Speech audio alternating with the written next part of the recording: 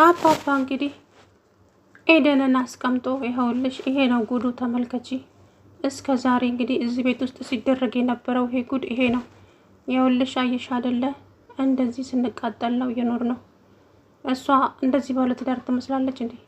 እያት እንደዚህ አሁን እነሱ እኛን ወንድምና እህት ነን ብለው ሲሸውዱ ኖረናል። በተለይ ካሌብን እኔና ተውት እንኳን ብዙ ነገር እናውቃለን።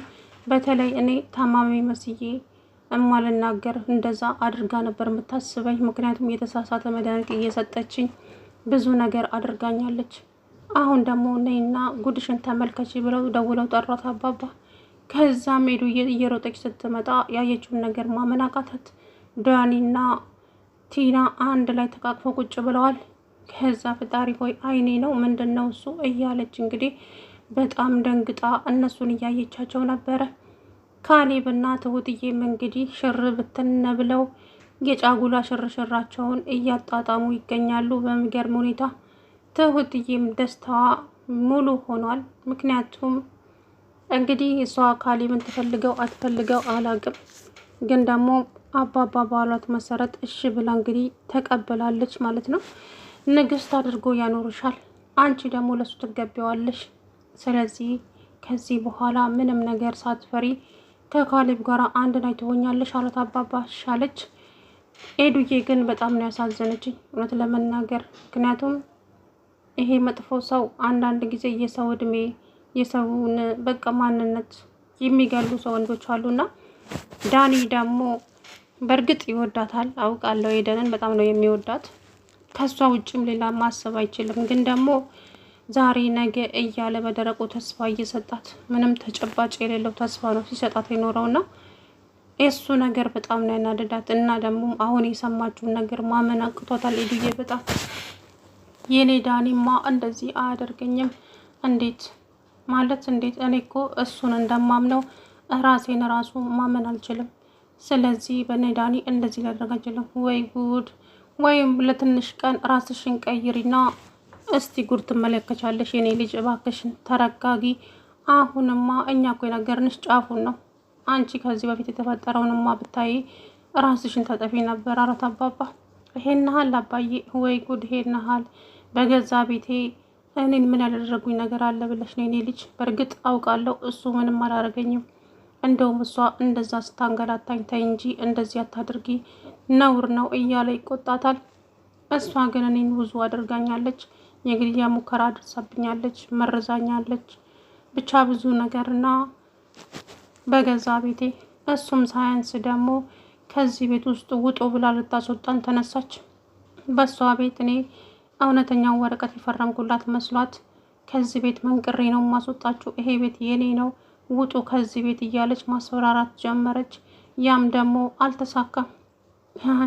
ከዚህ ቤት ውጡ ብላ ሻንጣችንን የኔንና የካሌብ ሻንጣን ስታመጣ ሴትዮ ተረጋጊ፣ ቤቱ ያንቺ አይደለም የኔ ነው፣ እኔ ደግሞ የትም አልሄድም፣ እንግዲያውስ በፖሊስ ነው መንቅሬ ማስወጣክ ብላኛ ሄዳ እንግዲህ ስትል ነይና ይሄንን አንቺ ጋር ያለው ወረቀት ፎርጅር ነው፣ እኔ ጋር ያለው ኦሪጂናል ነው። ማን ይሙት ብዬ ነው አንቺ ወረቀት ኦሪጂናል ወረቀት ላይ ፈርሜ ለአንቺ ቤት የምሰጥሽ? ሞኝ መስልሻለሁ እንዴ? ምን ስላደረግሽልኝ ምንስ ስለዋልሽልኝ ነው ለአንቺ ቤት የምሰጥሽ? ብለው እንግዲህ አባባ እውነቱን ነግሯት ለሄደን።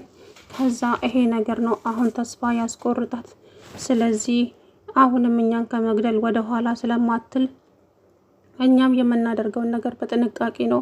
ምክንያቱም ተስፋ ቆርጠዋል ሁለቱም። ወይኔ ኤደን ለካ ሲጫወትብኝ ነው፣ ስራ ነው፣ ስደውልለት ስራ ነኝ ይላል። ከዛ መቼ ነው የምትመጣው? እመጣለሁ በቅርብ። ሁልጊዜ እንደዚሁ በደረቁ ተስፋ እየሰጠኝ ነው ያኖረኝ። እንደዚህ ጊዜንና እድሜን እንደበላብኝማ አልለቀውም። እውነቴን ነው፣ ዋጋ አስከፍለዋለሁ። የኔ ልጅ ተረጋጊ ባክሽን። በመጀመሪያ ደረጃ አንቺ መረጋጋት አለብሽ። ሲቀጥል ደግሞ ማየት ያለብሽ ገና ብዙ ነገሮች እኮ አሉ። ምክንያቱም ከኛ አይንሽን ልታምኝ ስለምትች ተረጋግተሽ የሚሆነውን ነገር ማሰብ አለብሽ አሏት አባባ። አባዬ እንዴት ልረጋጋ? እንዴትስ ብዬ ነው የምረጋጋው? አየህልኝ አይደል እንዴ የኔ የነገ የልጆቼ አባት ይሆናል ያልኩት ሰው ከሌላ ሴት ጋር ሲዳራ፣ በዛ ላይ ደግሞ እህቴ ናት ብሎ አስተዋወቀኝ ፍቅረኛውን። እናንተ ባትነግሩኝ ኖሮ እሺ ምን ይውጣኝ ነበረ? እንደዚሁ ሲጫወትብኝ ይኖር ነበር እንዴ? አይ እንደዛማ አታስቢ። እውነት እውነት ናት። አንድ ቀን መውጣቷ አይቀርም ነበረ። እፊት ለፊትሽ ይጋለጡ ነበር አንድ ቀን። ግን ደግሞ ካሌብ ቸኩሎ ነገረ። ሻራ አልቸኮለም፣ እንደውም ዘገየ እንጂ። እኔ ከእናንተ ጋር ከተዋወቅኩ ያው 15 ቀን አለፈኝ አይደለ እንዴ? መናገር ነበረባችሁ እኮ።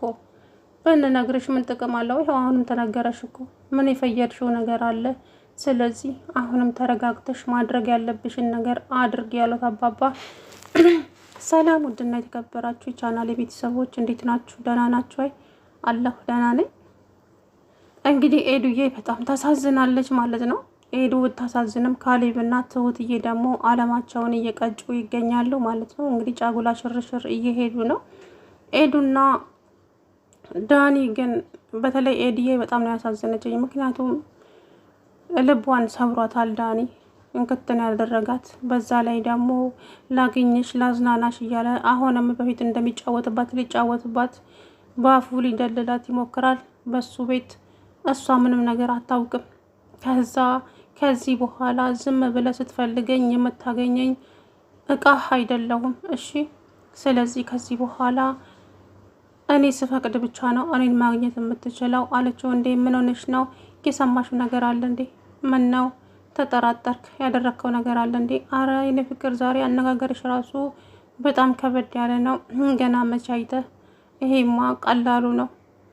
ስለዚህ አሁን ወደ ቤት መመለስ ይኖርብኛል። ደህና አደር አለችው። እንዴ እኔ እኮ እንድንዝናና ነው የጠራሁሽ። አይ አመሰግናለሁ አለችው።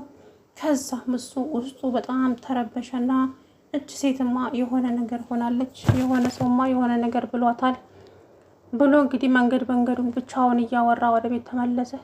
ትሁት ኤደን ምንድን ነው የሆነችው? ወይ ጉድ! ደግሞ እኔ ስለ ኤደን ደግሞ ምንም የማውቀው ጉዳይ አለ? አንተ ታማሃል እንዴ? ቆይ ከቲና ወደ ኤደን ደግሞ እኔ ስለ ኤደን አብራት አልኖር፣ ስለሷ ምን የማውቀው ነገር አለ አለው አባባ። ከዛም አባባ መረጋጋት አለብሽ ሄዱዬ፣ ከዚህ የበለጠ ራስሽን ስታስጨንቂ ራስሽን ልታጭ ትችያለሽ። እኔ እንደማይሆንሽ አውቃለሁ። አንቺ ደግሞ ለሱ የምትገቢ ሴት አይደለሽም። አውቃለሁ። በጣም ነው የሚወድሽ፣ በጣም ነው የሚያፈቅርሽ። አባዬ እኔም እኮ በጣም ነው የምወደው፣ በጣም ነው የማፈቅረው። እኔ እሱን ባላፈቅር ኖሮ ስንት ሰው ነብቆ ነው የሚለምነኝ። ግን ደግሞ ፍቅር ሀያል ነው።